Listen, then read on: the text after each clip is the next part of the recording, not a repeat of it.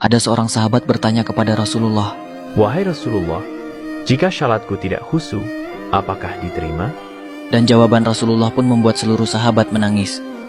Pada suatu hari di dalam majelis Rasulullah, seorang sahabat duduk dengan wajah penuh kegelisahan. Matanya menunduk, jemarinya saling menggenggam, seolah ada sesuatu yang berat dalam hatinya.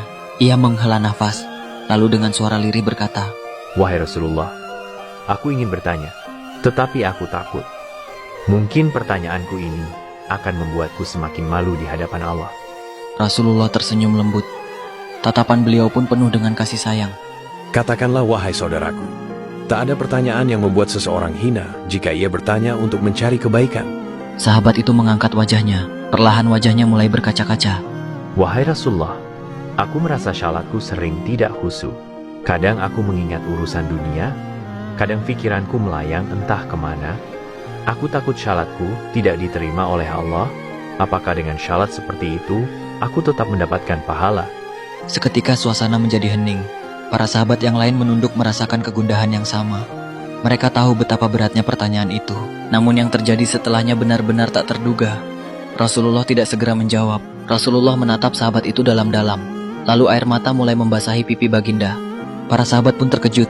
Mereka jarang melihat Rasulullah menangis dalam keadaan seperti ini.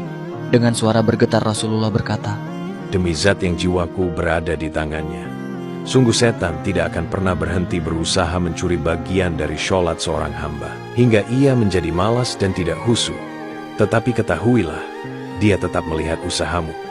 Baginda menarik nafas dalam, lalu melanjutkan, Wahai saudaraku, jika engkau meninggalkan sholat hanya karena takut tidak khusyuk, maka setan akan menang. Tetapi jika engkau tetap berusaha sholat meski dengan kehadiran pikiran yang terganggu, ketahuilah, setiap kali engkau berusaha kembali kepada Allah dalam sholatmu, saat itulah Allah menyambutmu.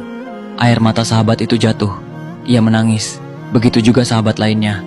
Kemudian Rasulullah berkata, Bayangkan seorang ibu yang melihat anaknya berjalan ke arahnya, tetapi anak itu sering jatuh dan tersandung.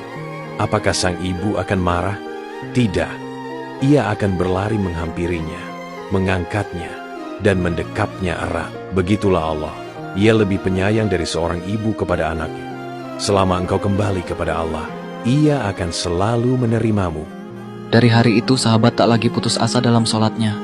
Ia tetap berusaha. Dan setiap kali pikirannya melayang, ia selalu mengingat kata-kata Rasulullah. Selama engkau kembali kepada Allah, Ia akan selalu menerimamu.